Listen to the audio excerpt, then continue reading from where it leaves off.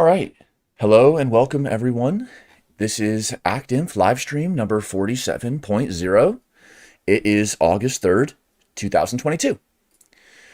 Welcome to the Active Inference Institute.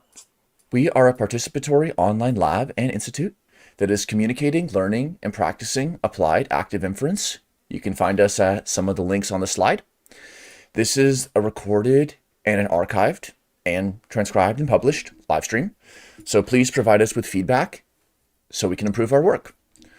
All backgrounds and perspectives are welcome, and we'll be following video etiquette for live streams. All Active Inference Institute activities are participatory, so do let us know if you want to contribute or get involved. Head over to activeinference.org and click the links to participate directly and to learn more.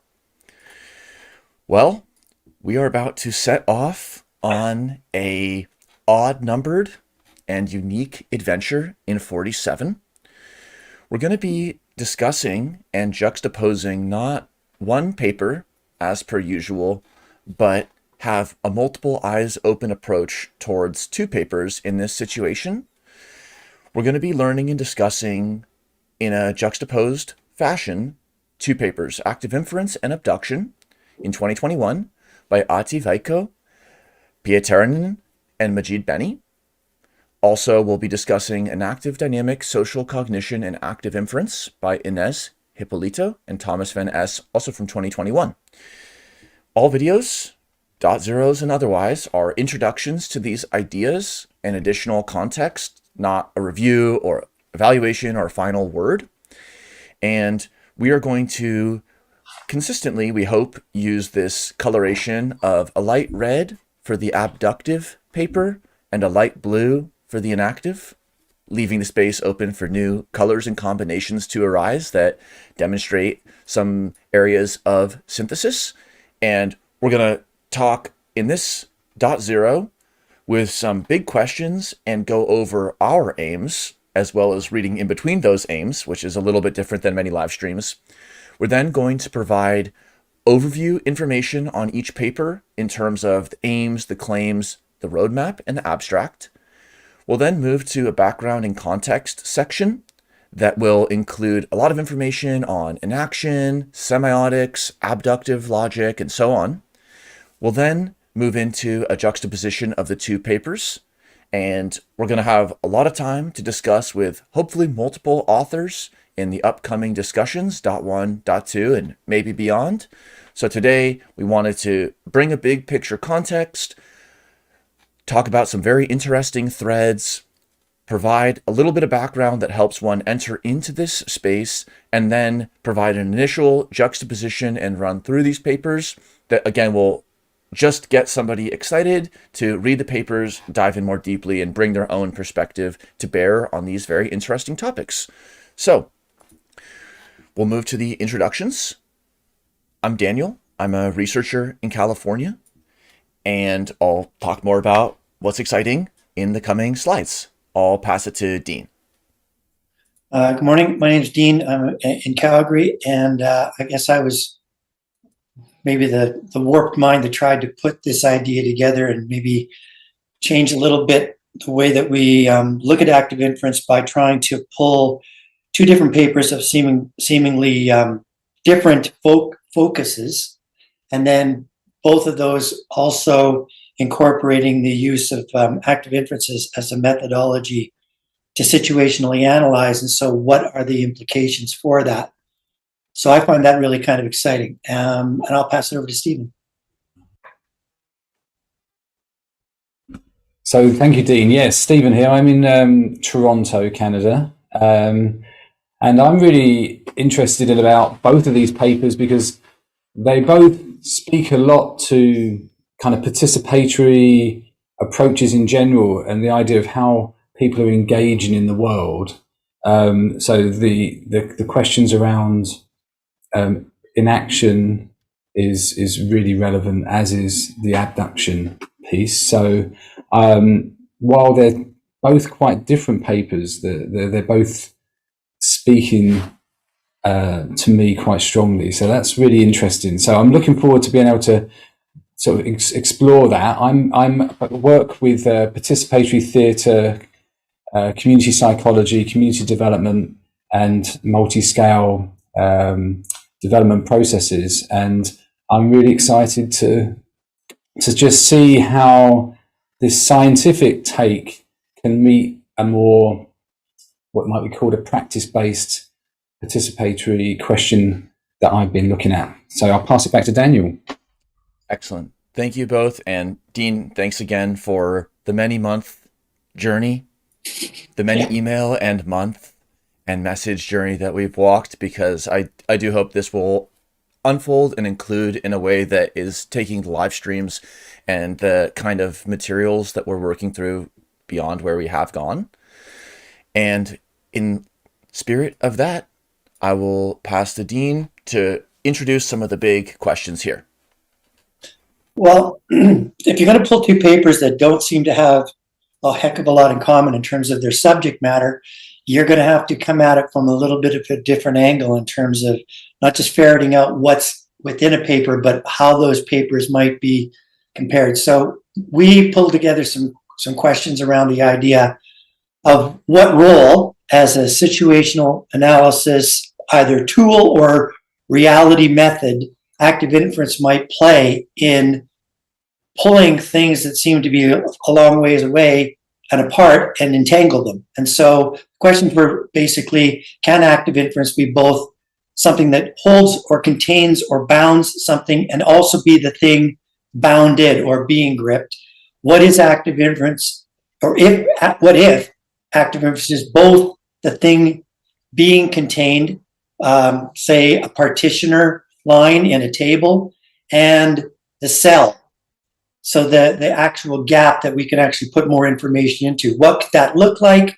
What it would look like both as a constraint and a separator simultaneously. And I think it's that mutuality piece that we're going to try to tease out in the next few live streams.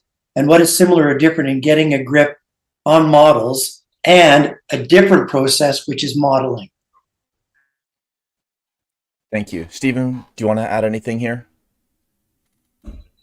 No, I think that that covers a lot of it. The only thing that X that's there is sort of denoting, can active inference modeling, frameworks. So this contextualization of the term sort of comes into play, but we're going to talk about that a bit later. So yeah, thanks.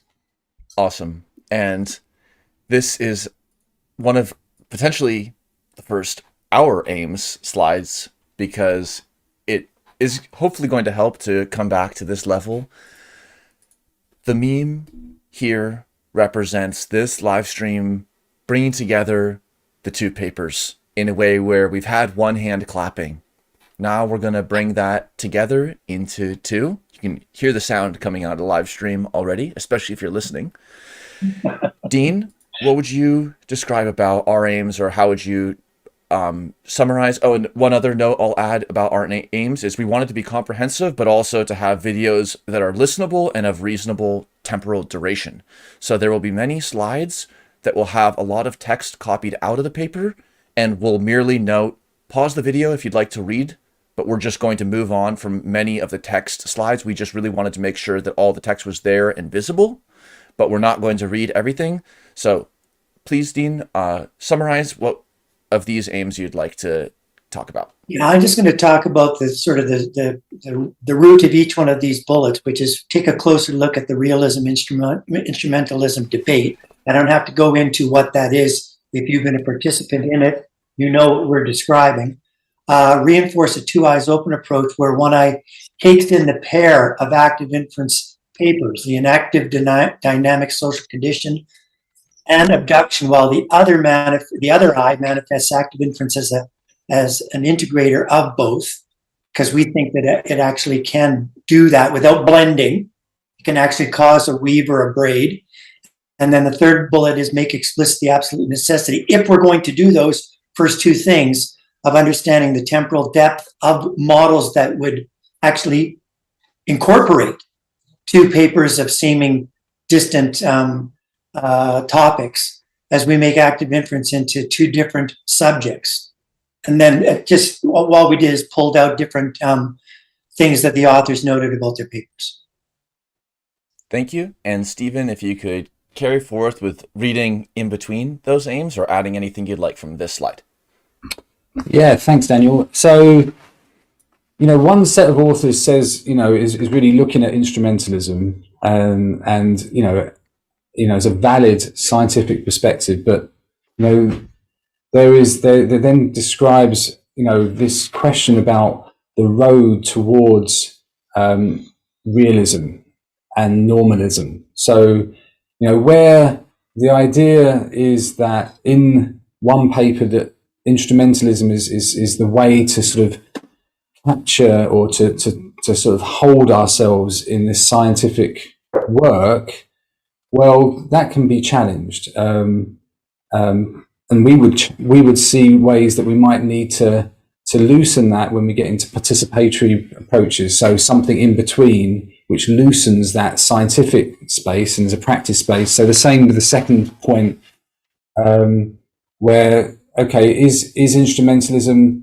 the way forward? So what constitutes behaviors when living in a niche? What constitutes living beings? And how do we resolve which way forward? So if there are contradictions, should we reconcile them if we're in a team trying to use this? Should we just live with them and just move forward? Or where should we actually highlight them? So this is, in a way, trying to think in a outside of maybe this sort of laser focus on the scientific philosophical point and saying, okay, when we're trying to bring these into a team context, would we loosen some of that? So it just mentions here to give an application. Should we then also think about active inference being prefaced or suffixed? Adaptive active inference, effective active inference, or active inference modeling.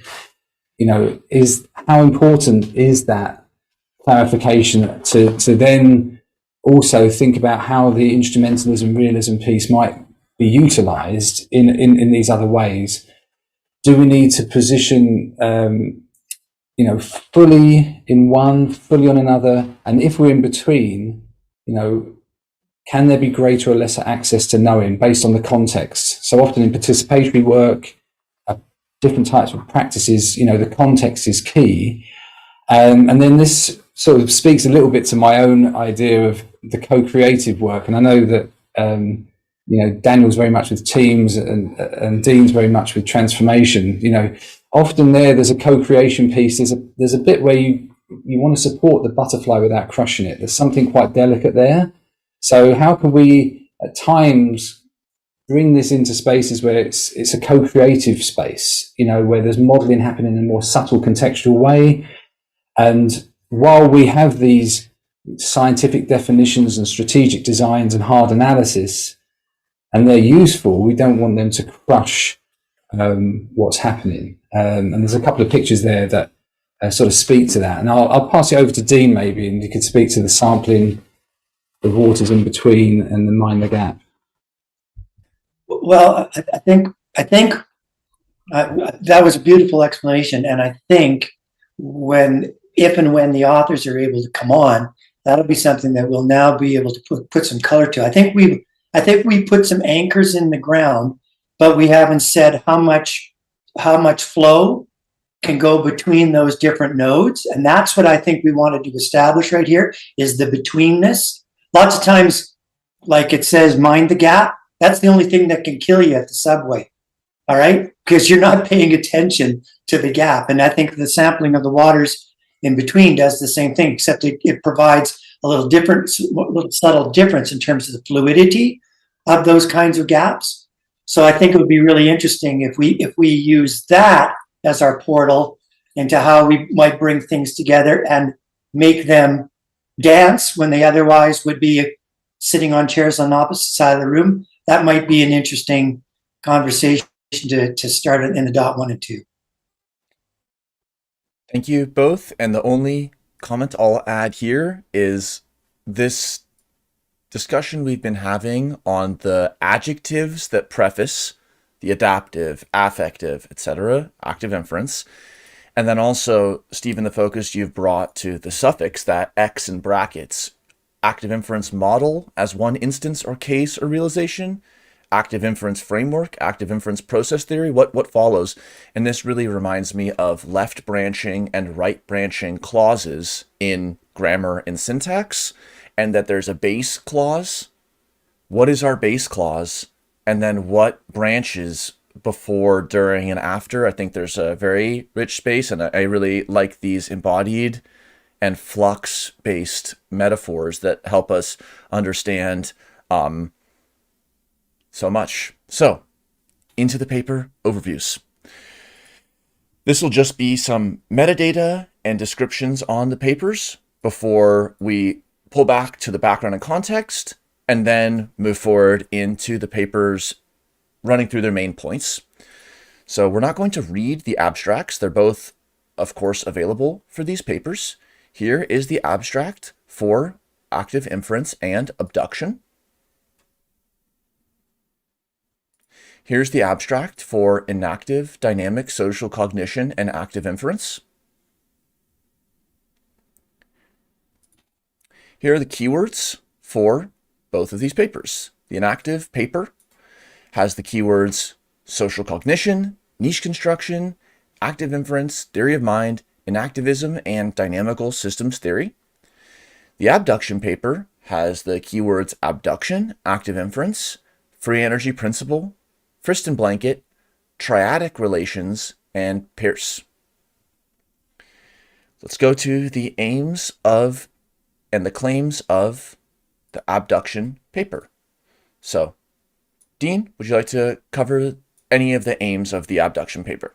What I would like to do is just sort of foretell what both papers want to aim at, and that is, you'll see a keyword in the second bullet of this one, which is alliance, and then there are words that you're going to see in the other paper where they're again saying we want things to come together, but we want to be careful in how we describe that coming together. We don't want it to be perceived metaphorically as a blending, as an undoing of two or more things that we believe have an associative relationship. And so I think when you're going through the aims of the two papers, if you kind of step back a little bit, you'll see that the authors of both papers are doing a hard explanation on what relationship they want us to pay attention to. And so that's something that both papers share.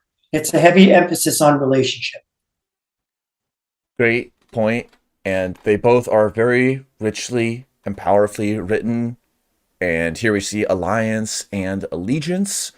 And certainly there's going to be a lot of discussion in both the papers about integrating disparate or partially related ontologies and vocabulary sets and different thinkers, different threads of intellectual development.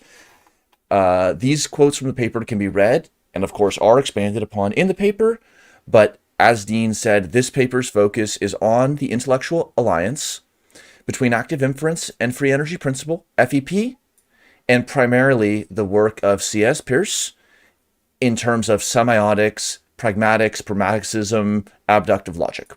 That is the aim synthesis, is bringing those two together in a way that's synergistic and is providing meaning. Stephen? Yeah, and just following on from what you're saying, both these papers, and particularly the abductive one, it gives a way to look at areas that are really hard to simulate for computers, and the way that abduction happens, or particularly with humans, is very sophisticated. And I think it's really helpful to then see semiotics, which is actually used a lot in theatre scenography and set design, pragmatism, sort of brought into this with a really a theory that's, transcends science often, right? Is often used in other fields like the natural sciences, has some use for it, but it's often used in the humanities. So I think this is speaking to that piece about what is it that is revealed, that kind of secret source, that kind of hidden soul, which is normally missing, and inaction is also something that's like that. Awesome. Claims of the paper are throughout the paper, but just to highlight some of the key claims. they're claiming that that aim that they set out to make between the work of active inference and the abduction and semiotic perspective of Peirce, they're claiming that that is feasible and that they're providing an initial sketch for it in this theoretical integration of the new and the old. Something red, something blue, something new, something old. And the two frameworks, the new and the old, respectively, are the modern instantiations of neuroscience and cognitive science, represented by a free energy principle, and on the old, a historically accurate and precise interpretation of abductive inference, including the importance of the economy of research, all things that we're going to come back to. Just wanted to clarify the claims there. Can I just add one thing? Yes, please. Real quick. So theoretical integration there, I mean, from what, if you can think back to when we were talking about our aims, now the question is, this is what the authors are saying.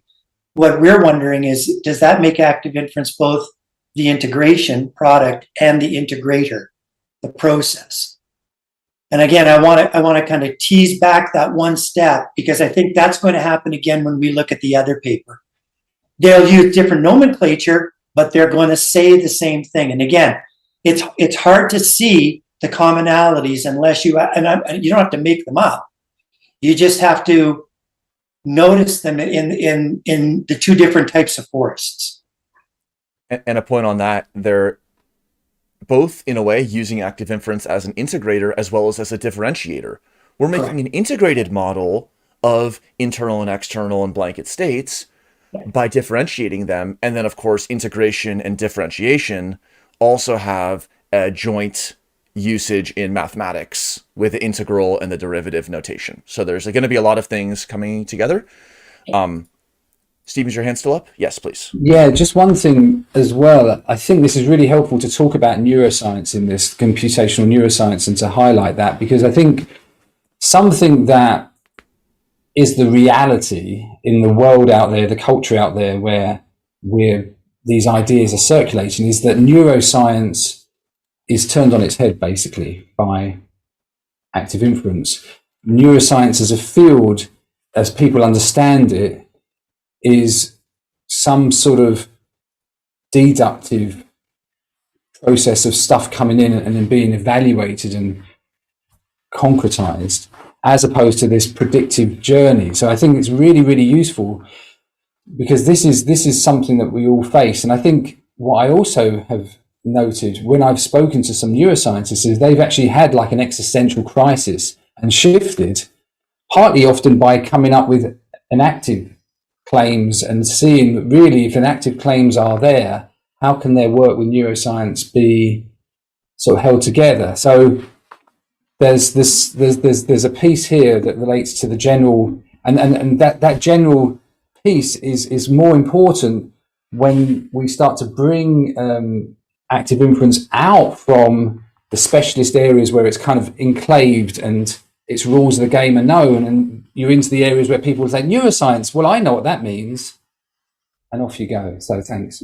Great, thank you. The paper has relatively few sections. It has an introduction. It then presents a pairing of active inference in the light of abduction, abduction in the light of active inference, slightly oblique reference to nothing in biology makes sense except in the light of evolution or except in the light of something. And these are two lights. Back to that island. What is the space between? And then there's a discussion on the economy of research and its free energy naturalization and the conclusion. And the Peirce rabbit holes run deep. We're going to go into a few soon. On to the inactive paper. So here we're going to be describing the aims, claims, and roadmap of the Enactive-Dynamic, social cognition, and active inference paper. The paper presents a twofold aim: to dissect new accounts that blend enactivism with inferential accounts and explain why doing so involves contradiction, is the first aim. And the second aim is to offer the only reasonable account linking enactivism and inferential accounts, especially on this case of social cognition. Daniel? So, yes, please. Now, that's what I was hoping. Could you now turn the word linking purple for us? Yes. Thank you. Yes. Well, Because now we'll try all of a to. sudden we have different ways of describing the between that Stephen did a lovely job of emphasizing before we actually started looking at the papers themselves. Yeah, That's the between. Yeah. Go it's ahead. awesome, and it is actually through your request and the slides platform, it becomes inactive, dynamic, social, stigmergic, and so that's a proof of concept for what? But this is the aims of this paper. Okay. They also have many claims articulated throughout the discussion, and they actually use some very clear notation to describe the specific claims from other work and from their own work and about which claims and hypotheses have which logical relationship. They're going to make claims about the nature of cognition and its embodied basis. They're going to be discussing some of the claims related to the human social cognitive niche and talking about the importance of relationship, enculturation, niche construction. And then they're going to be talking about theory of mind, TOM, and about the compatibility or contradictions associated with linking inactive claims with theory of mind or inferential accounts. The paper's roadmap lays out many of these aims and claims quite clearly. They begin with an introduction and introduce a recent, though influential, work in the active inference field, which is the Thinking Through Other Minds framework, TTOM. And they, as they say, dissect this account to try to tease apart the way that, in their view, the inactive and the inferential accounts were brought together. They also have a figure describing a Markov blanket, which is going to be a concept that plays keyly in both of their papers. Section 2, Something's Gotta Give, rejecting inactive inference through other minds. They're going to utilize two assumptions, namely that social cognition reduces to mental representation, and two, that social cognition is hardwired from birth, and they're going to disagree with both of these assumptions. And in their opposition to these assumptions, supported by subclaims and evidence, that is going to lead them to their broader conclusions. They're going to use dynamical systems theory and talk about how DST can be linked with inactivism in terms of its compatibility and what these two frameworks offer each other within an instrumentalist reading. And then they're going to discuss active inference specifically in the context of dynamical systems theory on one hand and inactive cognition, social cognition on the other hand. That's the Enactive-Dynamic hyphenation. They'll describe with a few figures about similarities and differences between social inaction generally as conceptualized outside of active inference, and then they're going to introduce visually how active inference enriches that picture. And then they have a very interesting table distinguishing between or amongst phenomena observed in the natural world and observed behavior in the natural world. Okay, awesome to run through the papers that way. Now, let us move to the background and context section. So in this section of the .0, we're going to use some quotes from the paper for sure, but we're also going to pull a step back and demonstrate just the tip of the iceberg of the scholarship and the research that we carried out leading up to this point, hopefully to excite the listener or reader and to provide some context into these very deep threads that are going to be approached and approximated in the papers. I'll provide a first note here, or Dean, please go for it. Just because I think this is a spectacular moment to say, okay, so background and context. So we're talking maybe the temporal and the physical setting. So that's now something that we can situationally analyze. And again, doesn't matter whether you use active inference or whether you use a CAS model or whether you use professional initiatives programming. Bottom line is everybody is trying to figure out what the situation is through an analysis method.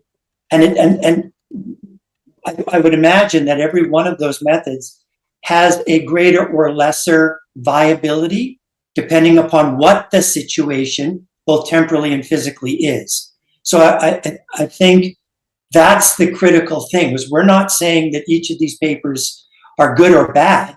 We're saying that each of these papers has a focus on a different background context combination, minimum of 2. So now if we pull the 2 things together, we can't say that it's going to be the same thing that we're going to come up with, that our aims as people who have now looked at the 2 papers side by each. That's going to create a whole new entity. Thank you. To lead off this background and contextualizing section, I wanted to invoke one of my favorite artists and poets, William Blake. And Blake wrote, "Contraries are positives. A negation is not a contrary.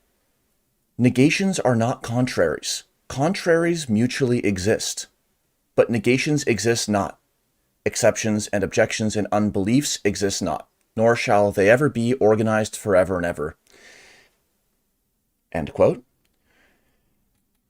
Contraries in this Blakean fourfold logical framework, in fact, are part of a dialectic, and they exist as a function of each other, like convex and concave, or like gravity and radiation, as Buckminster Fuller might take it towards. And so negations in this poetical framework are those which exist not, whereas A and B can be on the contrary, whereas A and not A have a different logical relationship. And this kind of fourfold logical approach to recognizing the state space and the truth claims that multiple juxtaposed assertions can have with amongst each other is also foresaged in a lot of world knowledge traditions. For example, the Kata Scotti. And this is a logical tool and method that's been applied for a very long time in the Dharmic traditions of the Indian context. Wanted to provide that, and also with these images, which either of you are welcome to explore. What does one hand clapping or a person doing the splits have to do with contradiction and negation? Yes, Dean. Yeah. Yes. Sort of, regarding contradiction as well, and I think this points to the kind of the contextual piece, the situational analysis piece, is there's the situation inside which there's the contradictions are constructed, if that makes sense, and that's also embodied and enacted through our life. So it might well be, as a baby, we know the morphology of the child at different stages in different contexts gives the ways to establish situational awareness and the contradictions within that as things become codified. So you've got these situational processes are kind of are what we're doing in this ongoing modeling flow, the kind of the fields of practice in these different papers that underpin them, the enactivist fields of practice or the more computational fields of practice. They're what we kind of embody and we get into and we learn, and that's what we're kind of intuitively modeling. In a way, we get a feel for how we should model being in these situations, the contradictions. But that modeling often, and this is the danger, where it gets overpowered by someone with their model, i.e. someone's in their world modeling what it's like to be themselves or trying to process it. They go and see a counsellor with their model, and that model is being used to fit them to the model, and then that counsellor will tell us what their problem is, how it's framed. So I think this modeling is quite relevant here, because, you know, once these contradictions are established, it might well be that there's a model created within that domain, and then someone who's not necessarily in that domain can be ascribed to the model. They don't know what the game is. They're not in the process, and the model takes over. So that sort of switches over to the splits, because then, okay, we've got two things, they're together.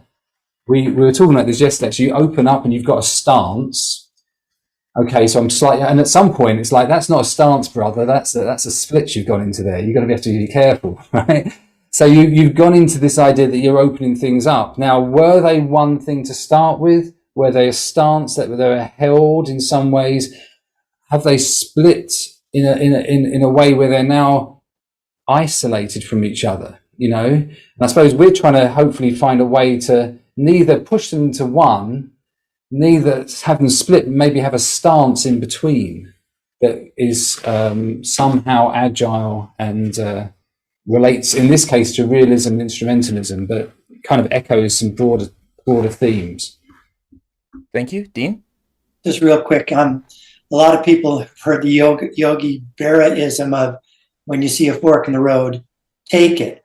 And I know that with a lot of the term joint has come up a lot, joint probability, for example. And so the idea of split here is a really good one, metaphorically speaking, because if you are looking at something with active inference and you are assuming that in a T-maze experiment, you have to go left or right, well, human beings can see a fork in the road and take it. That's kind of the standing joke.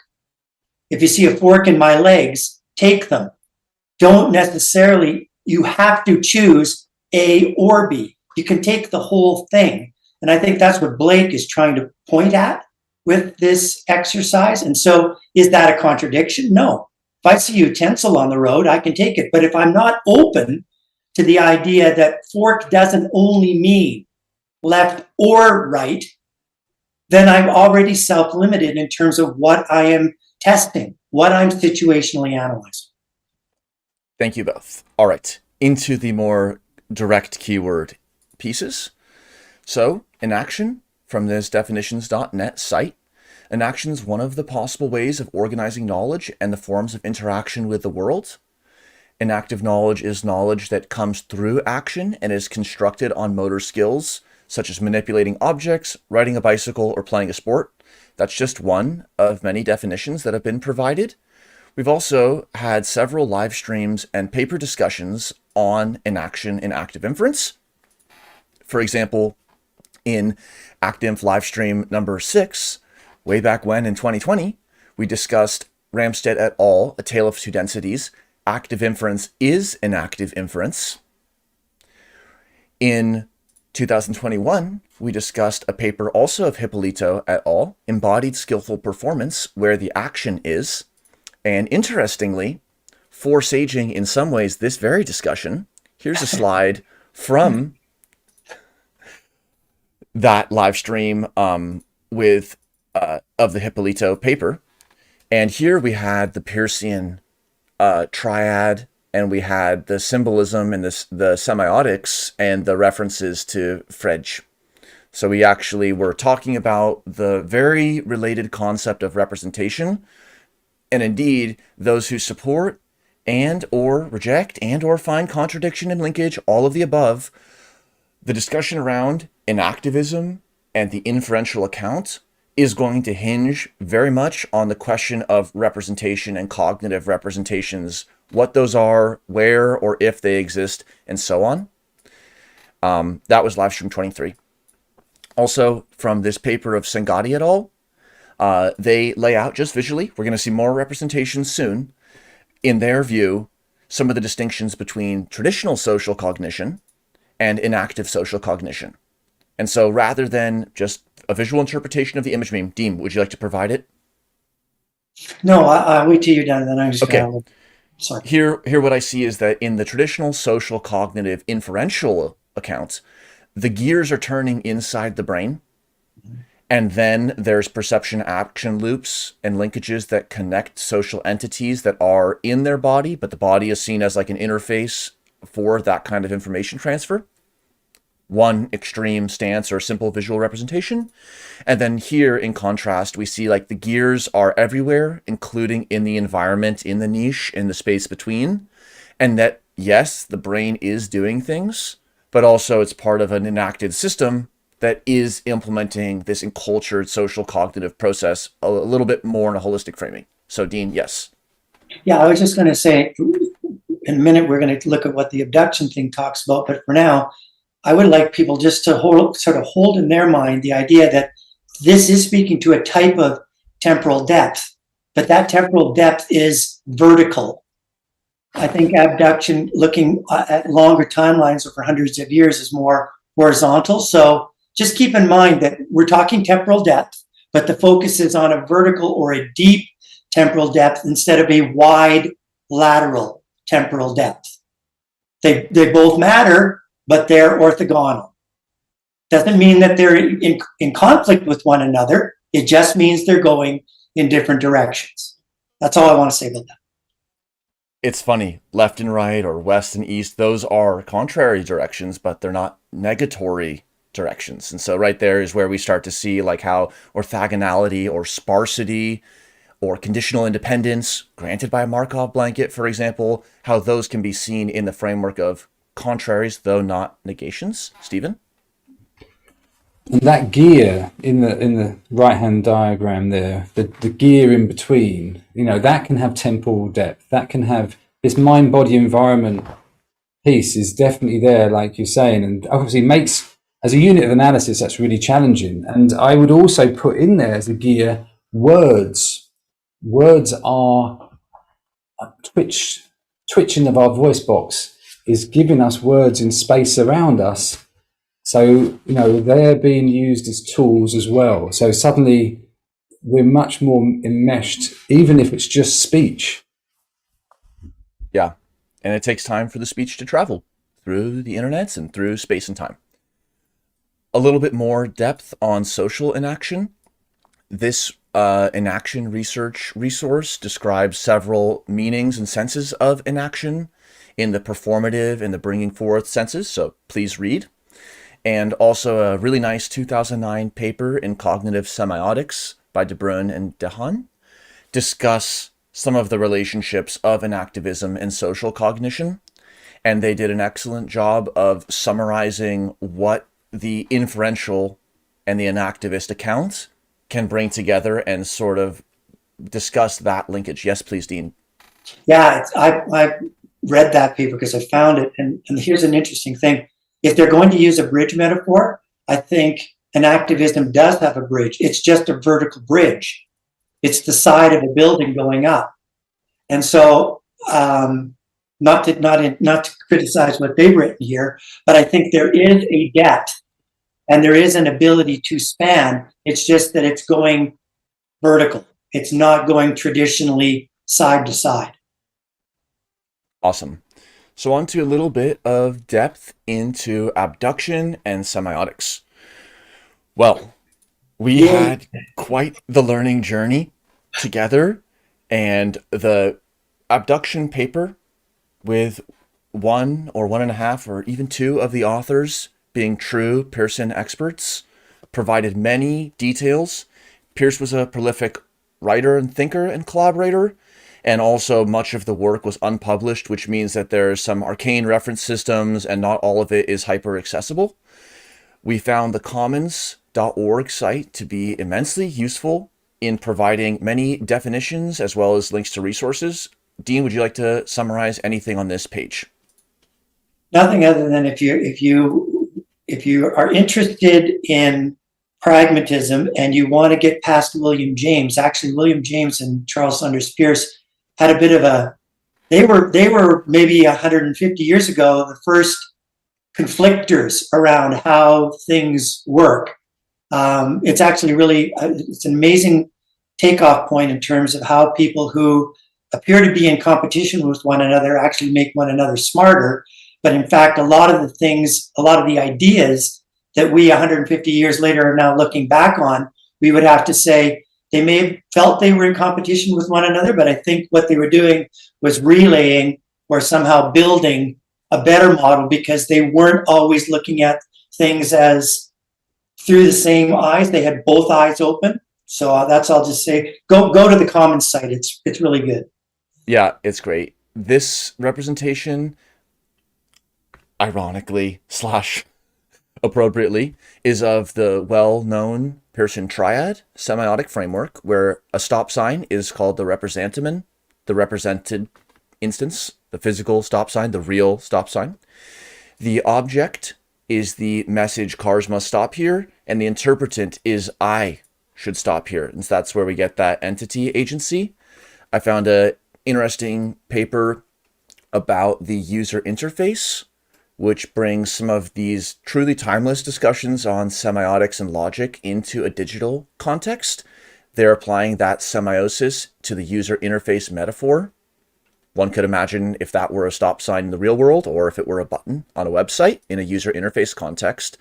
And anyone may pause and read some of these very excellent selections from quotes and lectures given on how copies, signs, and symbols are linked through logic and semiosis.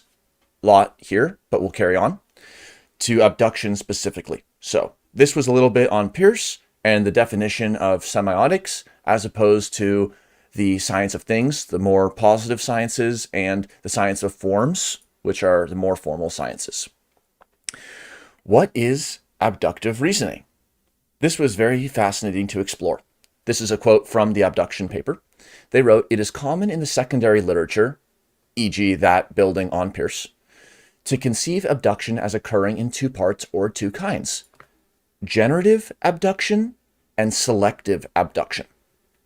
Here's another perspective on the two types, or the two varietals, or two components, two-stroke engine of abduction from the Stanford Encyclopedia Philosophy. They wrote, "In the philosophical literature, the term abduction is used in two related but different senses. In both senses, the term refers to explanatory reasoning. In the historically first sense, it refers to the place of explanatory reasoning in generating hypotheses, that's generative abduction, while in the second sense, which is the sense which it is used most frequently in the modern literature, it refers to the place of explanatory reasoning in justifying or evaluating an enumerated set of hypotheses." And in a sense, it makes sense. The content has to be generated to be curated. The ideas have to be specified, enumerated, in order to be justified or evaluated. Dean, please continue on this. Well, just real quickly. So we now have red and blue, which was really, really important to highlight that you need both.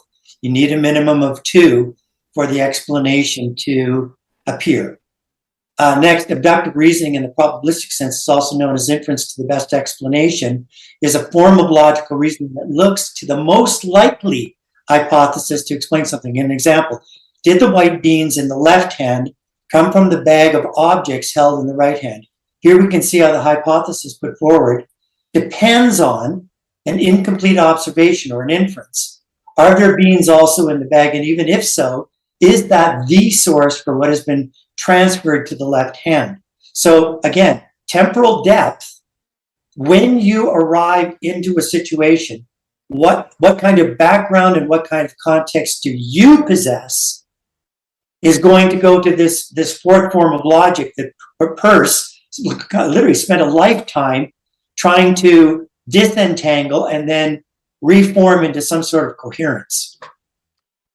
And those listening along may start to see inklings of priors, sensory observations, posterior updating of beliefs about the world, even action selection coming into play, especially translation of the affordances, instantaneous action availabilities into policies, which can be evaluated by their expected free energy, but we're going to get there.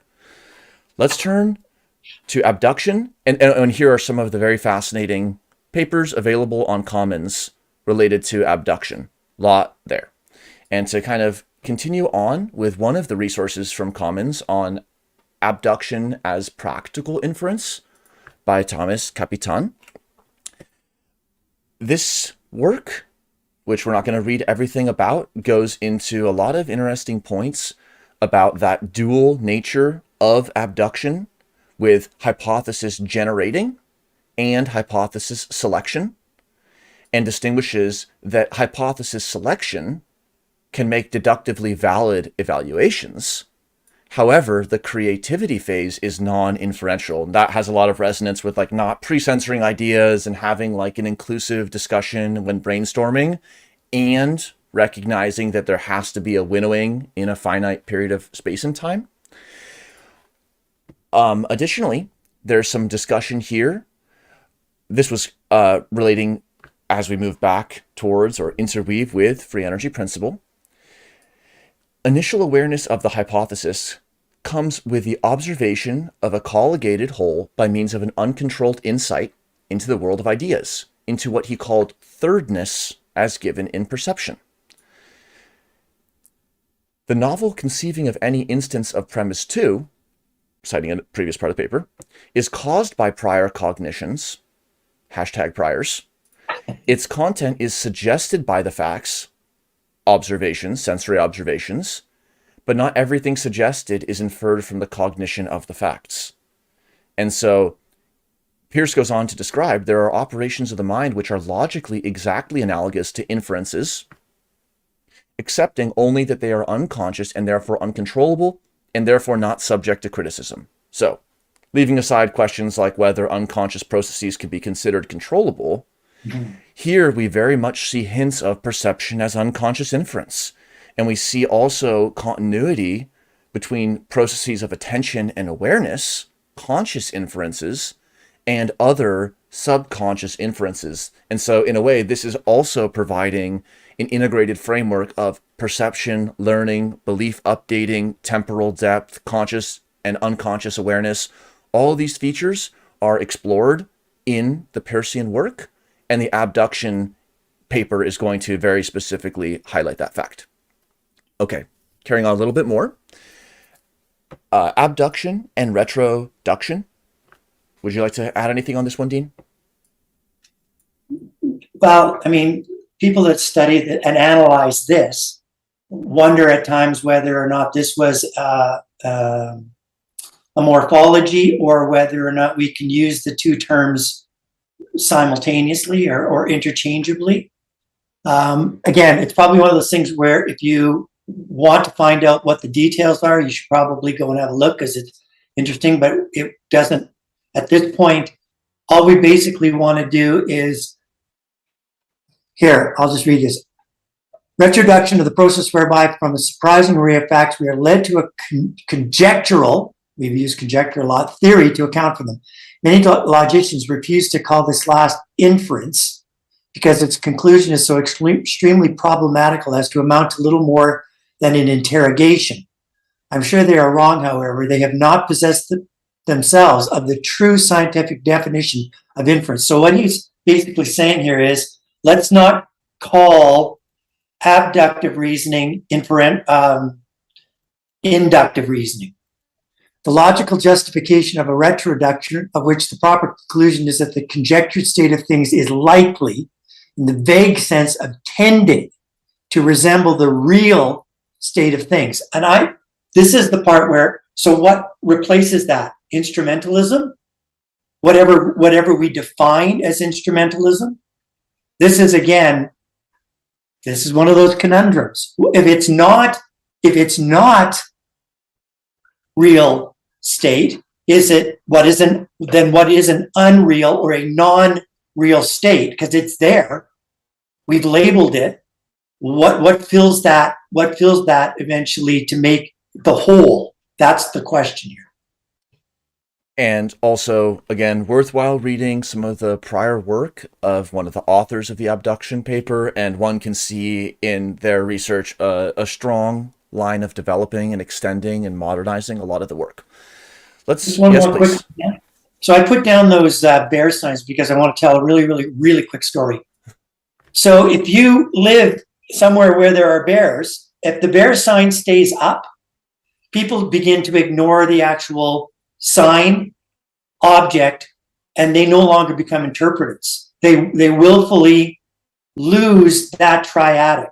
So if you're in the business of animal welfare and you don't want the bears to become too used to human contact, you have to be very selective of when you put the sign up, and most importantly, when you remove the sign.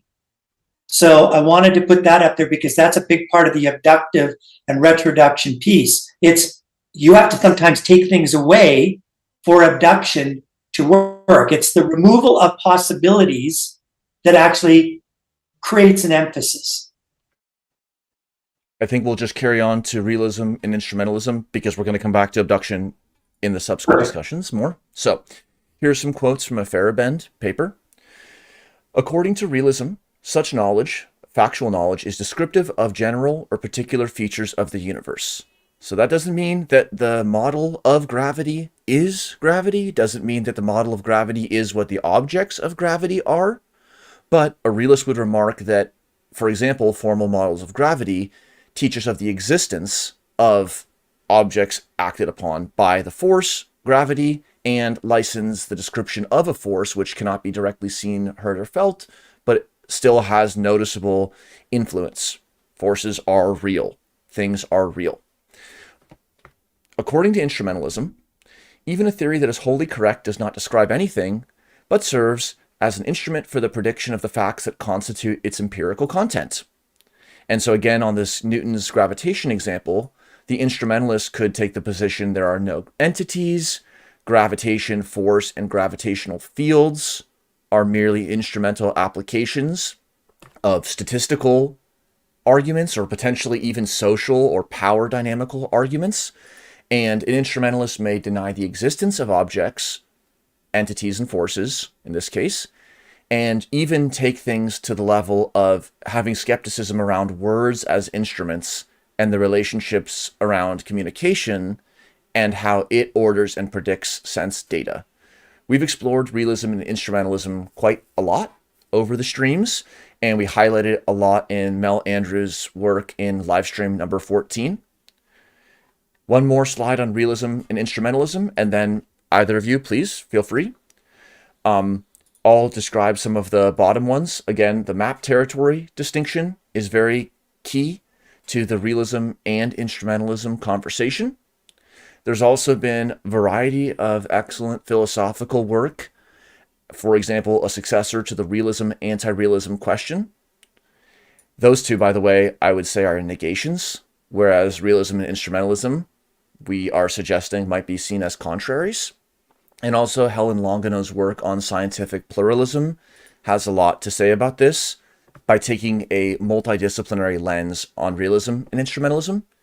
And then, Dean, would you like to describe anything about this top paper you found? I don't remember this in the grand scheme of things, to be honest.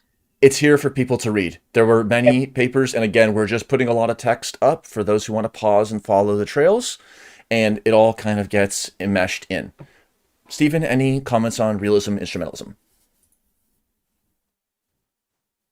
I suppose the piece that comes to mind for me a lot is all of this is then underpinned with inaction at some level. So the idea of looking for different contradictions or different retro approaches could be a case of, you imagine when someone thinks about taking a path through the woods, or you could re-embody a lot of these things, and maybe everything at some level is goes through some embodiment, and when it's conceptual, that embodiment is just happening in a more conceptual space that doesn't rely on as many other kind of stories or feeling your way through things. So the difference that happens when you're in a field of practice is that you're so used to being in that field of practice that embodiment becomes the water that you swim in. So that could be something that sort of relates to this. Great. Yes, Dean? Just real quick. So again, we'll ask at this point, yes to realism, yes to instrumentalism, yes to the and, not or. I'm done.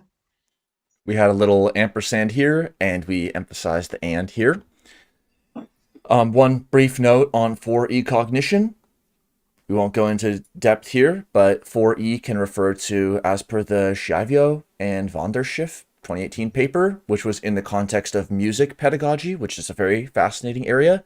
4E is embodied, embedded, extended, enacted, encultured, etc., etc., etc. 7E, 11E, 22E, all of them.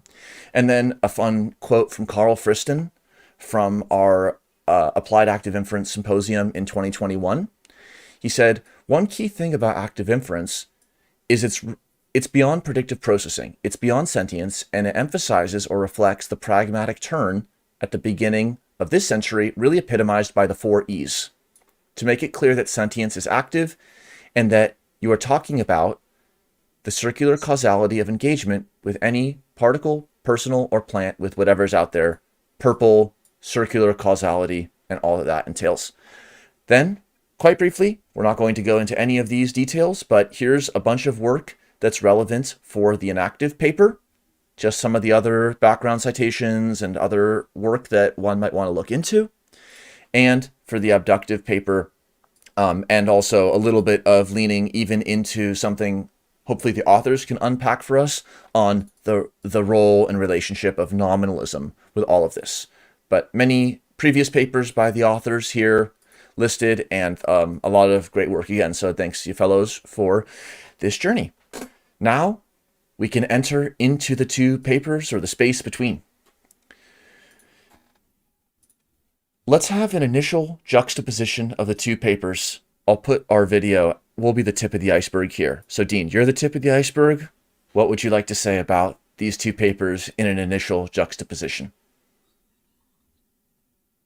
Well, as I said, I think if you actually step back and realize that what people are doing by pairing to active inference, you are saying, I have a particular kind of situational analysis that I would like to perform.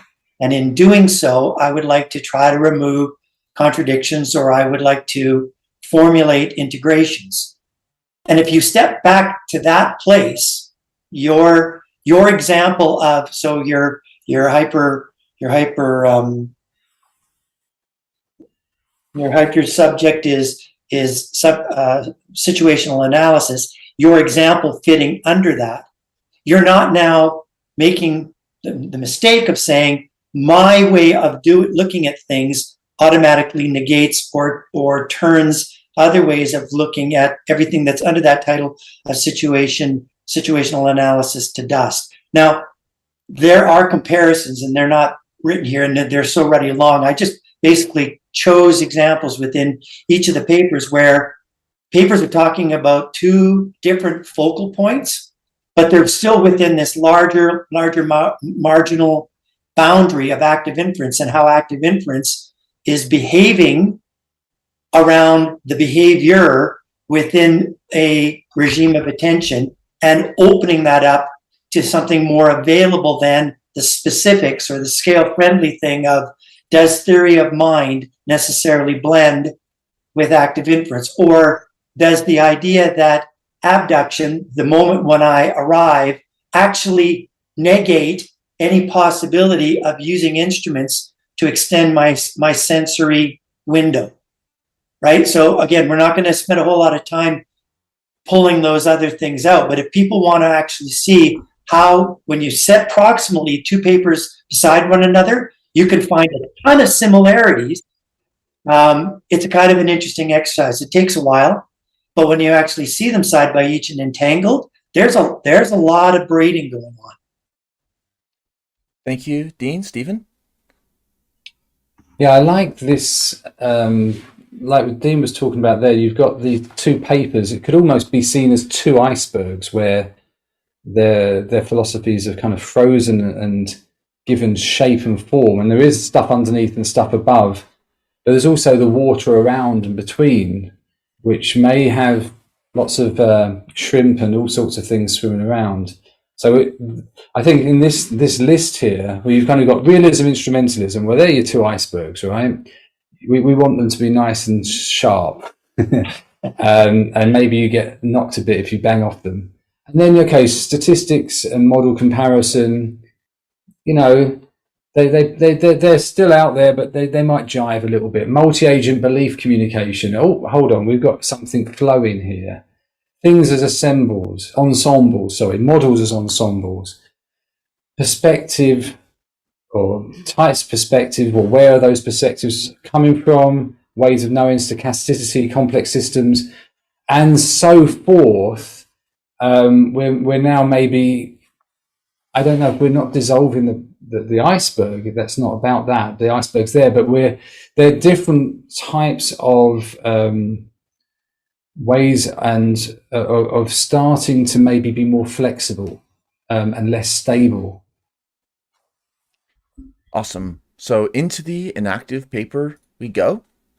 So to keep things reasonable and also have a lot to discuss in the 1 and 2, again, we've put a lot of content onto the slides for your pausing and enjoying. Most of the content is copied and quoted from the papers. So that is the point of reference to learn more.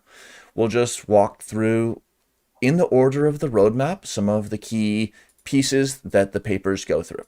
So in section 1 of the inactive paper, they're going to begin with a summarization of Vessier et al.'s 2020 argument for understanding others in the world, and that's presented in this Thinking Through Other Minds TTOM paper, and then TOM is Theory of Mind. They summarize or capture the argument of Thinking Through Other Minds as 1, premise 1, social cognition is inactive and embodied. 2, inactive and embodied, the social actor cannot directly grasp social cognition. 3, anything that cannot be directly grasped must be inferred. Ergo, QED, conclusion, inactive and embodied social cognition must be inferred.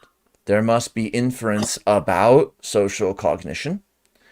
And the authors of the inactive paper state that by premise 2 and 3, TTOM joins the TOM orthodoxy. Understanding the world and others to them comes down to the ability to infer and attribute mental states. That is the summarization of Thinking Through Other Minds, and they are going to call into question on this critical dissection that such a TTOM account is indeed making this happy marriage with inactivism. They're going to pull on, yes, anyone, or continue? Okay. They're gonna pull out on a few different of these premises and what hidden assumptions might be underlying those premises, like what axioms lead one to generate such premises. The contradiction between P1 and P2 results from 2 hidden assumptions in that TTOM argument. So here we see P1, 2, 3 above, and then hidden assumption 1. Social cognition reduces to information in explicit propositional form, mental representation and ascription. They are going to say this. They are feeling this way as a mental representation. And hidden assumption 2. Social cognition is hardwired with the concepts and logical tools for inference, for example, at birth.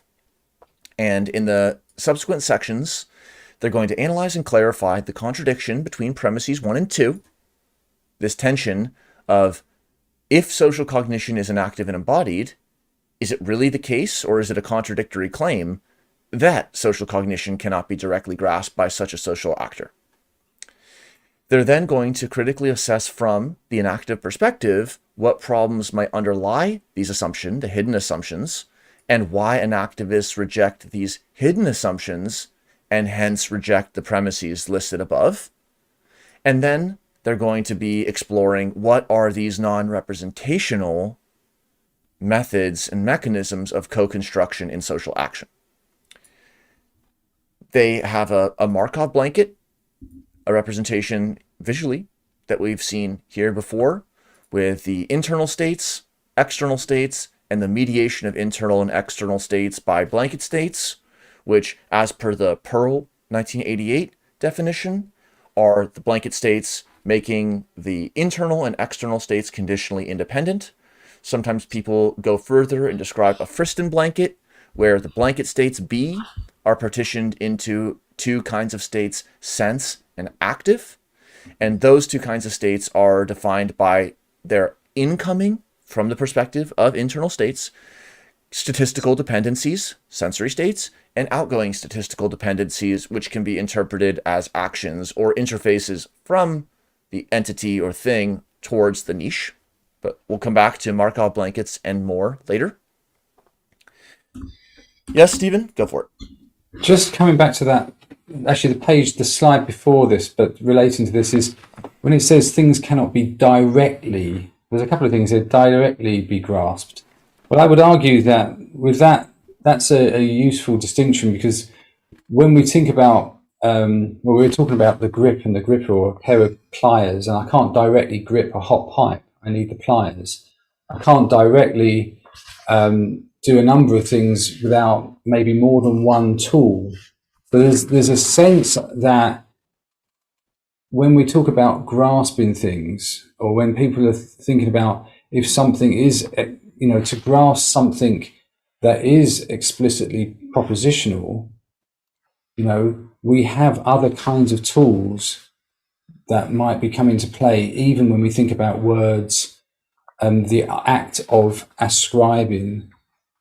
All of these things can be performances with tools at every level. So there's an interesting blending going on here, depending on how the iceberg gets melted.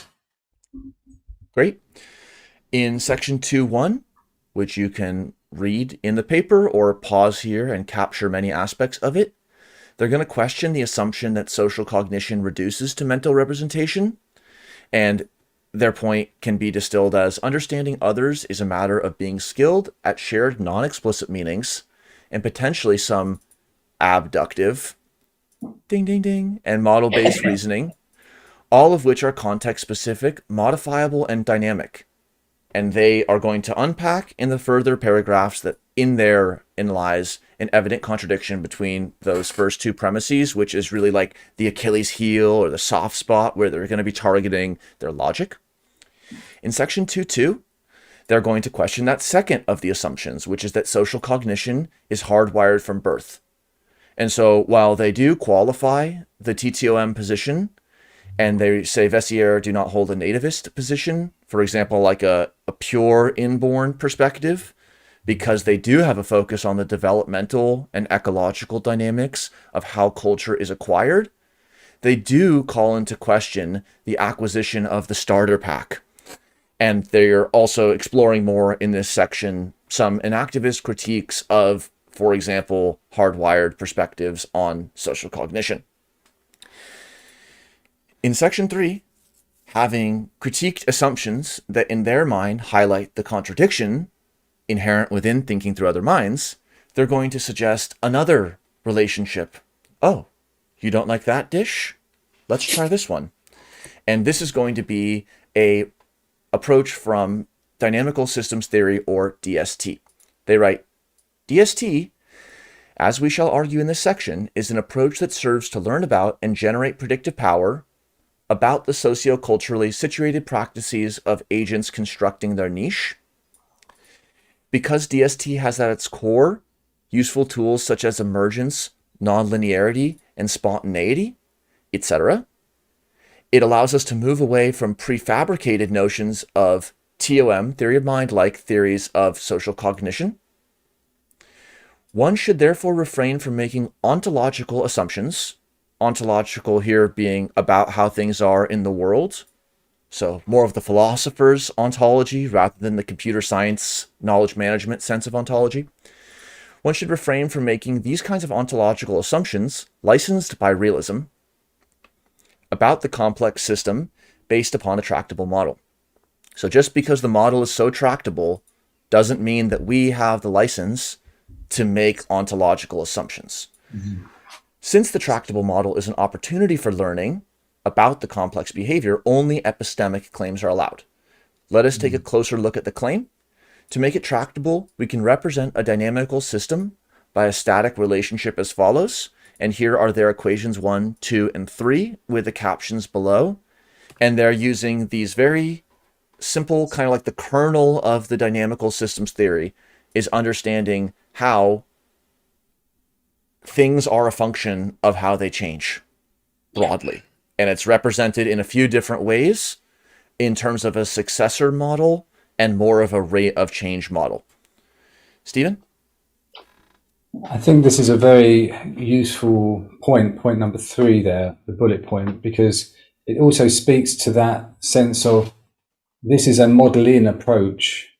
Let's see what the model-in is telling us rather than a model-fit-in approach.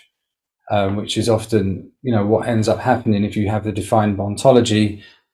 You effectively pre-assume so many things. So that's maybe a key piece that links a lot of how things can be bridged in terms of active inference and how it could be held between, that is a stance in a way. It's holding the legs apart and saying, okay, am I doing the splits or have I got my legs together? Right. So let's find out rather than someone expert tell me. And yeah, thanks. Thank you, Dean. Yes. Yeah, I just want to add to what Stephen was just saying. Up to this point, I really, and I love the paper.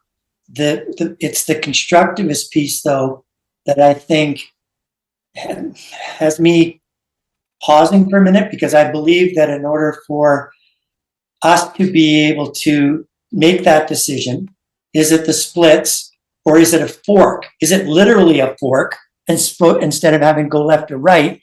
That requires a deconstruction that I think is oftentimes left out prior to a reconstruction. So again, I'm not arguing with the authors because I think they're respecting the autonomy. And I think they've done a brilliant job of saying, okay, this logic, this deductive path that other authors have taken may not necessarily apply here because it causes too much blending. So good. You're holding up what actually is left and right, but you're leaving out the and. The and part is it could be a fork that I could literally pick up. And the only way you can see that is if you can deconstruct before you reconstruct. And deconstruct doesn't mean differentiate. That's already present. Deconstruct literally means as the whenness. When did I arrive in this moment? What parts of the puzzle am I still missing because I'm in a hurry to figure out if I'm supposed to go left or right next? Especially in social context, especially there. Yes, Stephen, if you would like to give a quick point here. Thanks. Yeah, just adding to that, that piece of the situationalness, I believe that's where you come into the awareness of what's going on. So science is very much telling us what's going on. What is a thing? What is this? What is that? But that fork in the road, or being, a T-maze junction or something else, ultimately there's awareness piece. Where is that situated? And in active inference, that's often more complex, nebulous, with the scientific being about the accuracy of the method. Well, other times the awareness and the complexity comes in. Active inference can have both of those. Yeah. Great.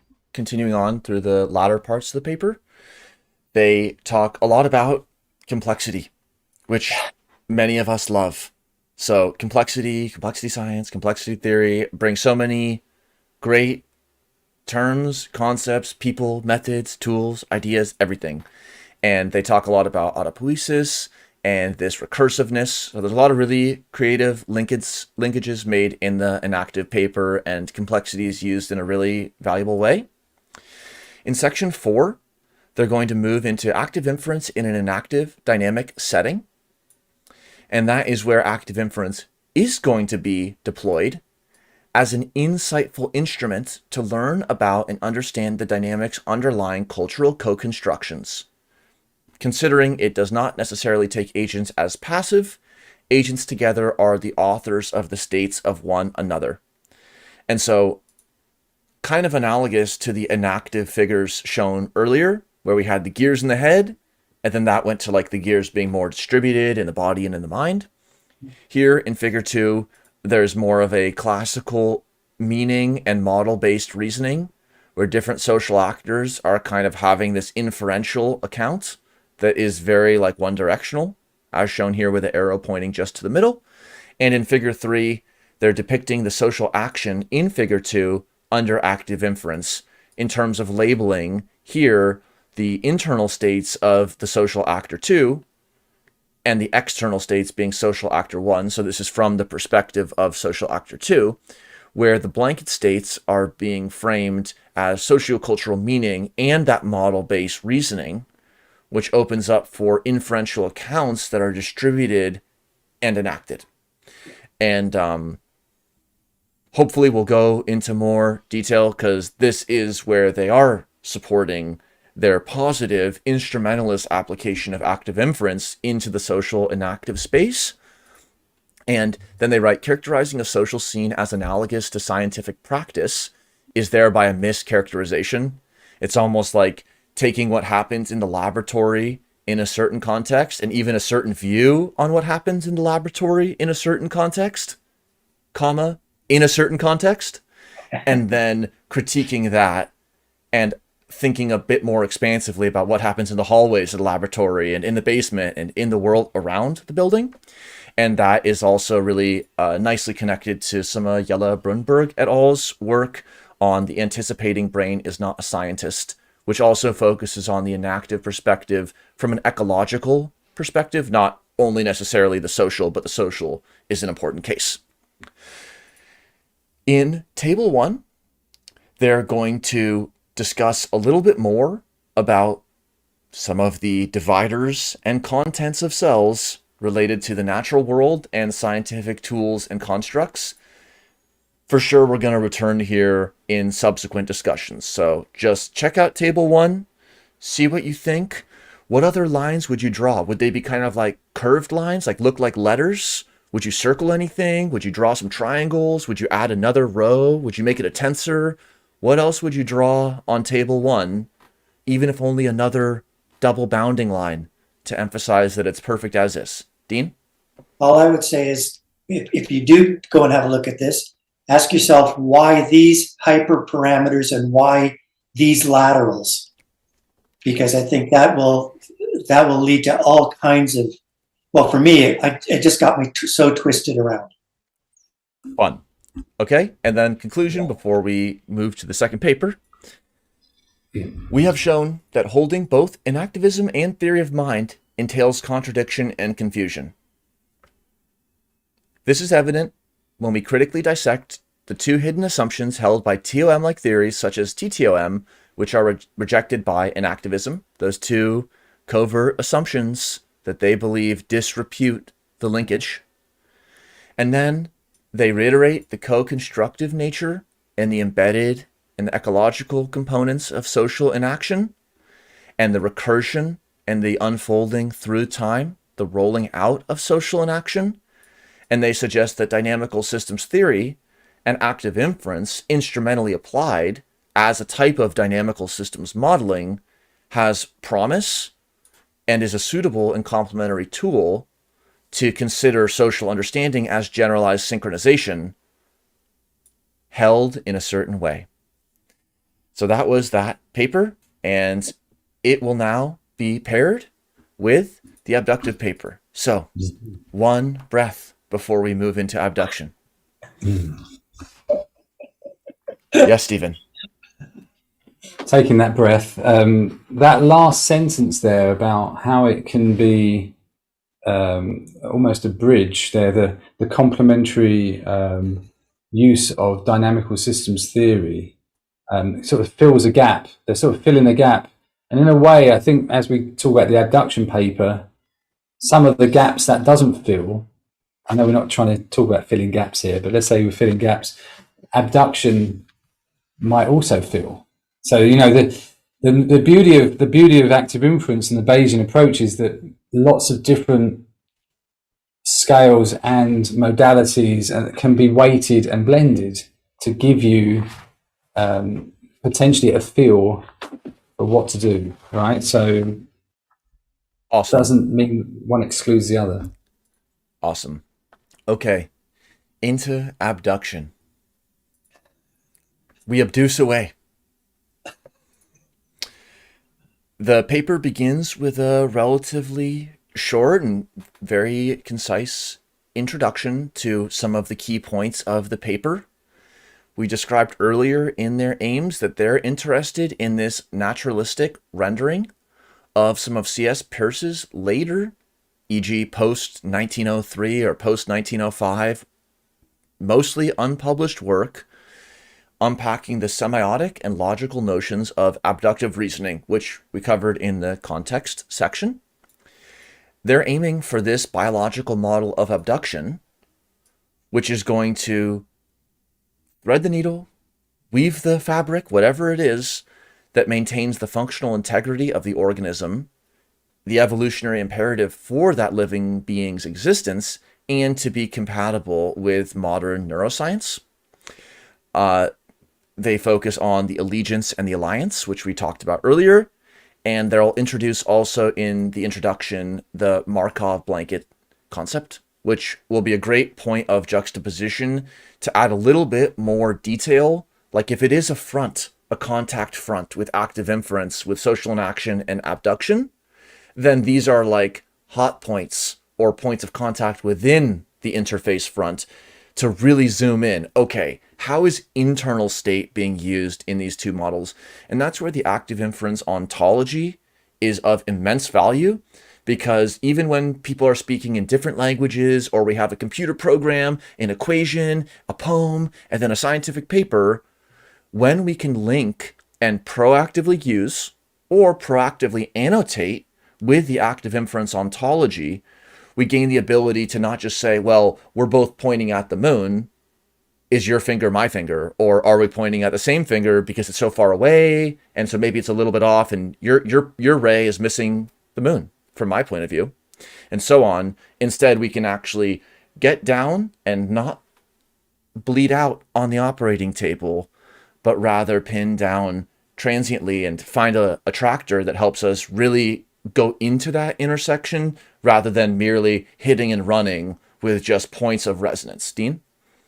Yeah, again, I'll just summarize that by saying we can situationally analyze better because we now actually have a way of being able to hold some common thing together. So that's all I want to add to what you just said. And just Yes, adding one Stephen. onto that as well is, yeah, sorry, but and where there may be a difference. So, you know, like there could be this understanding of a lot of the terms, the ontological understanding. Say, what often is a problem is if there's something that's not aligned, but is just not noticed or is brushed over. Say, okay, this is different. Okay, there's an ontological change here. There's a way. There's a way for that to be tractably, like we have with active inference. It's a tractable way to do it, because otherwise there's so many ontological things floating around in this space, which is its beauty, that it's not cognitively possible to find what you need to look at. Thank you. The next section, again, with these two lights co-illuminating, co-constructing. No two lights can physically overlap, so there must be parallax induced by these two lights and shadows and all kinds of effects. And maybe it's not the same wavelength, and maybe you're walking around and different sides have different illuminations. The section is on active inference in the light of abduction. This is very fascinating section because they're going to take that almost quasi-algorithmic, but certainly pre-computational framework being developed in the latter 1800s and early 1900s, and start to interface and see how it relates to active inference.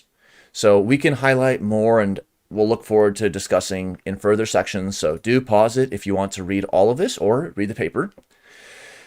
But they're focusing on the late schema. Yes, please, Dean. All I was going to say is it's mood lighting. If you actually look down at the bottom bullet, the lighting is actually trying, Peirce talked about it. Maybe, I don't know if he actually did have the formalisms to back that up, but active inference actually does now talk about the kind of level of energy that we can now maybe see within the two constraints, that idea of parameterizing, back to the vice grip sort of thing. Thank you. So just a few quotes that are really fascinating here.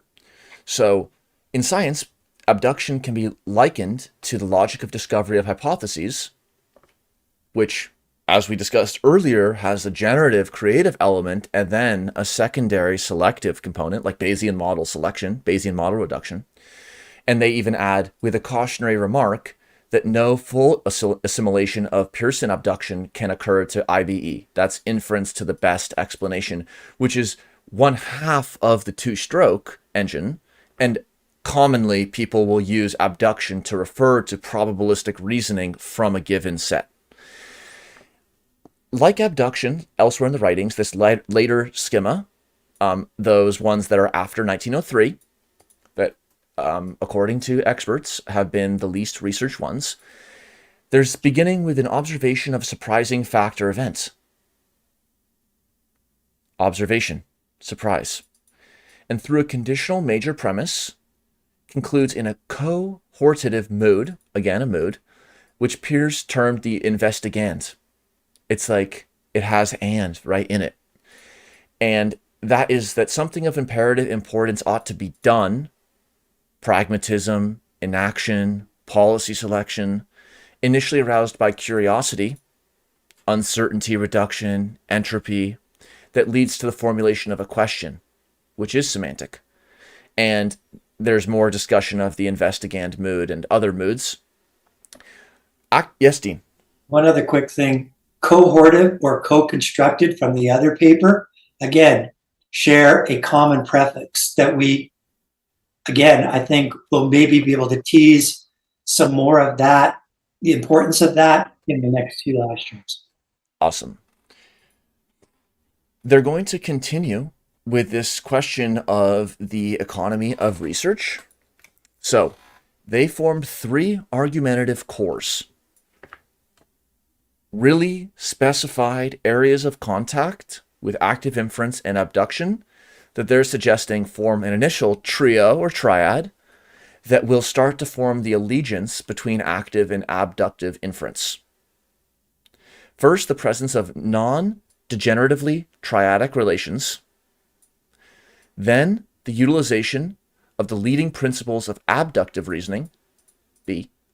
And third, the subjunctive conditional formulation. There are some logical technicalities thrown around, but that's what the streams are for. In point A, which you can pause and read the text of, they're going to highlight the Markov blanket concept, or rather their realist interpretation as Friston blankets, and argue that the Markov blankets, again, implemented in a realist Friston blanket sense, have a markedly Peircean, irreducibly triadic form, focusing on the boundary as mediator between external and internal states, and therefore the thirdness arising in semiosis. There's a lot more to say, but if either of you want to give one more point on A. Okay, in B, they're going to continue on by talking about some of the guiding principles of inference, and specifically discuss abduction's role in guiding inference. What is the leading principle of active inferences then?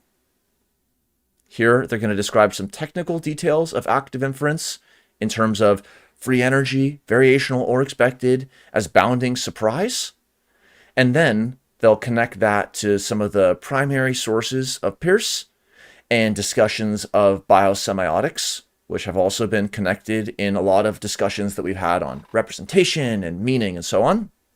And it goes even further or deeper afield with discussions of synechism, as well as this question of universal mind, which is forsaging in some ways the universal cognition, pan-cognitive dynamics, distributed cognitive systems.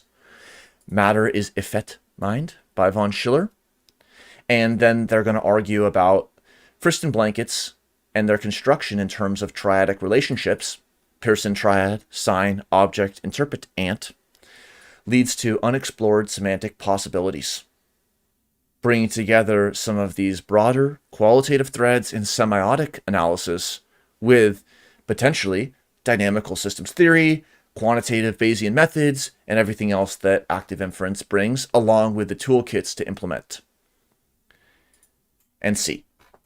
They're also, in C, going to unpack some extremely interesting, though nuanced, logical, constructive elements of the semiotic proposition, if I could call it that. We'll go into it more in further discussions, but they're going to explore how different framings of logical relationships amongst clauses or assertions and warrants and all this rhetoric relate to realism, abduction, and Peirce's version of realism as the possible is what can become actual. Yes, there are things that are possible but cannot become actual, and then what do we use for that adjacent or realizable possible? And where might we want to use it? And what's going to break that symmetry? Where is pragmatism? Well, what would be useful to consider would be the space of all possibles that could happen and none other, and not be surprised by adjacent possibles that we didn't consider but did happen.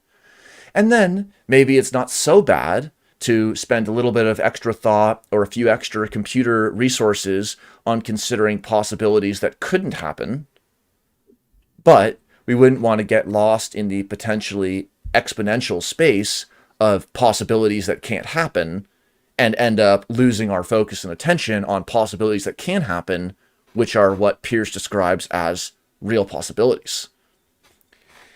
And the pragmatist stance and mood also closes the loop with policy selection and pragmatism in active inference, where they say that the pragmatist meaning of beliefs in the Bain-Peirce formulation is that upon which one is capable of acting. And there's a lot of resonances there. Stephen?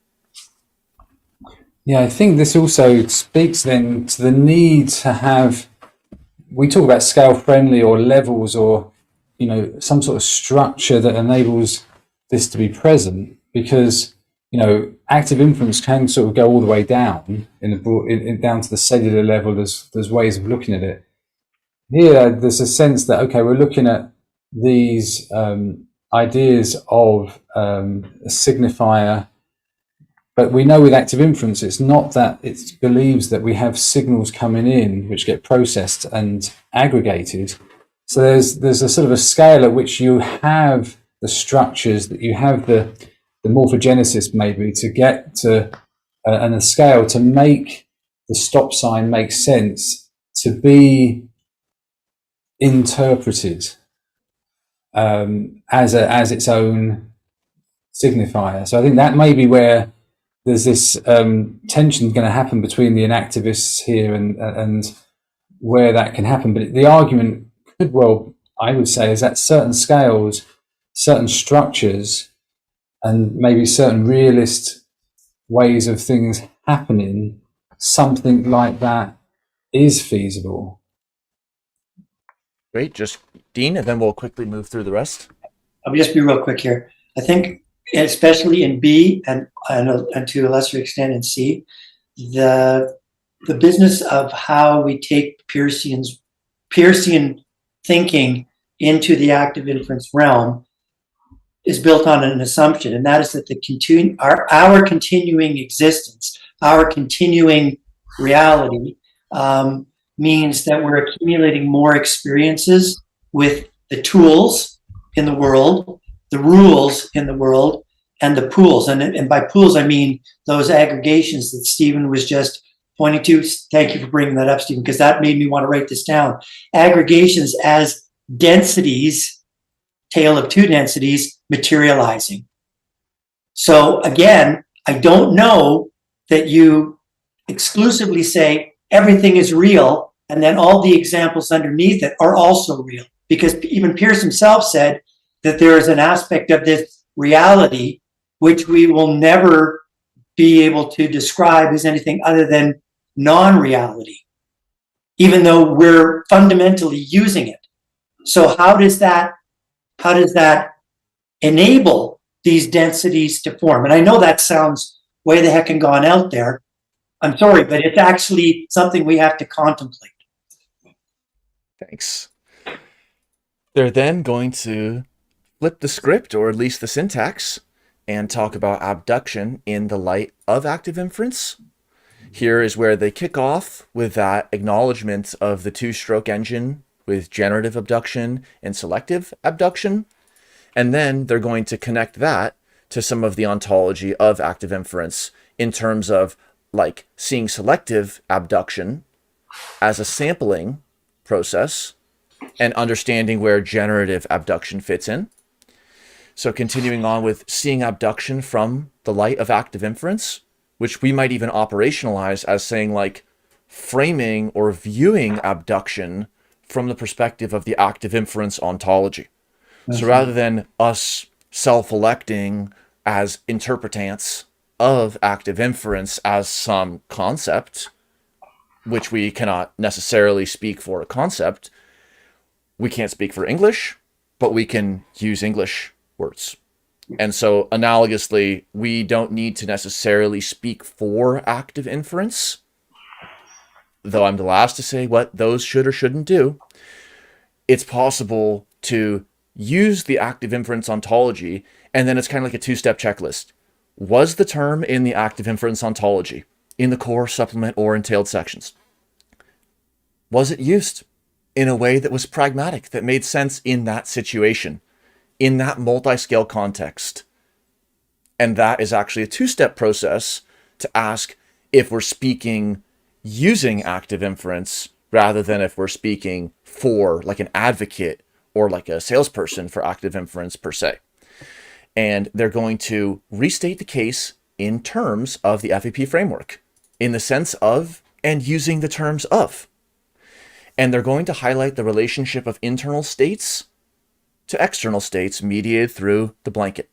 And they then go through this syllogism and they restructure and restate their qualitative schema of abductive active inference. And they describe this action, cognition, perception loop where a surprisal, any incoming sensory information is experienced. And then they take that not just into the passive or even active interpretation of it in the context of a Bayesian generative model, but rather something that is unfolding in that mood of the investigand. They do continue on and bring in important Peircean idea of the economy of research. So we'll go over this again, hopefully with authors. It relates to Peirce's theory of science. Peirce's original paper in 1876 on the economy of research wrote, "The doctrine of economy in general treats the relationships between utility and cost." And specifically, that is going to be related to research in this socially enacted pragmatic sense by asking how, given expenditure of money, time, and energy, what is going to obtain the most valuable addition to knowledge? What experiment that my eyes could saccade to will have the most information gain? What experiments could the researcher carry out to reduce their uncertainty the most about the natural system? Not merely to verify something they know, not merely to falsify something that they know will be falsified, but rather to exist in this optimal experimentation space. And then Peirce and later the authors are going to naturalize, contextualize, bring to the social cognitive area by asking, well, how does money, time, and energy happen? Because that optimal experiment is encultured and it uses energy, it uses reagents. So perhaps in this way, we could say that Peirce was one of the first modern program managers for a major funding agency. But no, he wasn't. And they discuss this economy of research a bit more. They describe in this section how Peirce promotes several values or virtues or qualities that characterize the economy of scientific hypothesis making in complexity which is like a de-risking. Breadth, which speaks to unification. And caution as the economic quality of avoiding diminishing marginal returns by skillfully breaking down questions into a series of small questions that can be answered with reasonable limits of investment. How many interesting threads are being brought together? For example, questions that are broken down to binary yes-no questions can be connected to information theory and quantum as well. Here, Dean, I will let you speak to fairness. I'll just read it. To be fair, and as briefly noted at the beginning of this paper, there are no instrumentalist interpretations of FEP and its ingredients, such as Markov blankets. But, and this is a footnote in this paper, but our faith, for want of a better word, in realist credentials of FEP has its roots in the pragmatist optimism, or rather, its active meliorism, about the gains from the alliance between evolutionarily useful processes that contribute to maximizing survival. If this pragmatist approach to realism displeases the elevated taste of one who looks for some staunch metaphysical criteria, let 1,000 flowers bloom. I think what's fascinating about this is that to hold the idea that there is a realism is a very easily defendable position to take. But even in the previous two slides, one of the things that Peirce talked about without saying them directly, or at least not in those quotes, was that optimal position is some element of exploitation or economy or simplicity, or somebody's done this before me, is that a shortcut, and exploration, which tends to take longer, has more trial and error, but also doesn't have you constantly overfitting to a particular outcome. So that's the reality. And again, I wouldn't push back on the claim that there is a very real piece to this play of minimum of two going back and forthness. So I'm not in fact, I'm fully agreeing with these authors, like I fully agree with the other authors about the idea of a co-construction. So I don't know that you are necessarily confused if you can say yes and yes and yes again. So, Stephen? Yeah, sort of adding to what Dean's saying there, and the idea of implementation or exploitation definitely is being alluded to. And in science, there's experimentation is sort of the way of gaining knowledge. But there's the exploration piece. And I would argue that you can't get exploration per se within the kind of objective domain. There has to be this journey into the performative, subjective, intersubjective, liminal, as Einstein did with his mind games, and you create these sort of mental constructs. In a way, some of what's happening today is a mixture of that, and then that's brought back and modeled, experimented with, or whatever. So I think there's modeling is interesting because it kind of can come on that journey a little bit as well. So that's could be something which experiments can't do. Here's a summary of an old joke. Person A says A, and the referee says you're right. Person B says B, the referee says you're right. And person C says, well, A and B can't be right. And the referee says, you're right. It's a little rapid humor for those who like that genre. They then have a conclusion section, and we have many questions and points to make and a lot of connections to bring back to a lot of the naturalization here, like the Fields and Levin work, and they even take it to the regenerative capacities of flatworms. So from flatworms to flatmates, that's where we're going today. And then we also saved up for the .1 some of the juxtaposition of the Markov blanket concept specifically, the social and active components of science, which are super important and Majid has brought onto these discussions previously, is a great point of contact with the abductive paper and the social and active paper. Markov blankets represent like a very constrained, even technical contact front that will provide a lot of discussion in the .1. And that is where we close the .0 with, again, so much excellent groundwork and backpack packing by Dean and Stephen. So is there anything else you'd like to add at this point, or anything arising that you want to discuss in the .1? Yes, Dean, then Stephen, if you'd like. Daniel, fantastic job. We just did an order of magnitude 3 from what was typically a single paper live stream, and we still got it in under 2 hours. So that you're to be applauded for that. And secondly, I just want to, as a bit of a tip off for the .1, there's a researcher by the name of Iskra Nunez, who talks about if you want to be able to look at how things are deconstructed and constructed, you have to look at both product in process, an example being how do I build a car, and process in product. What is the thing that's either a branching point or an actual utensil?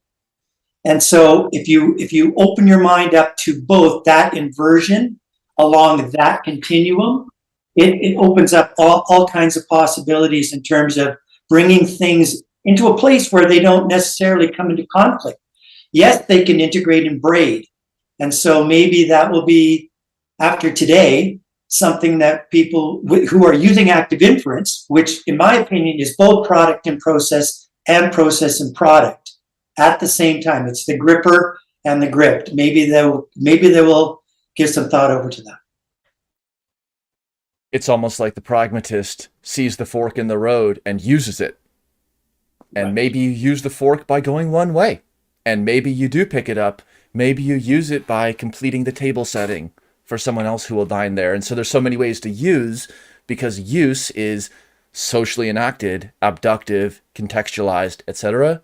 And again, at the fork is where that conversation is happening. And at our field site or at base camp is where we can imagine the forks and the roads that will come across. Stephen?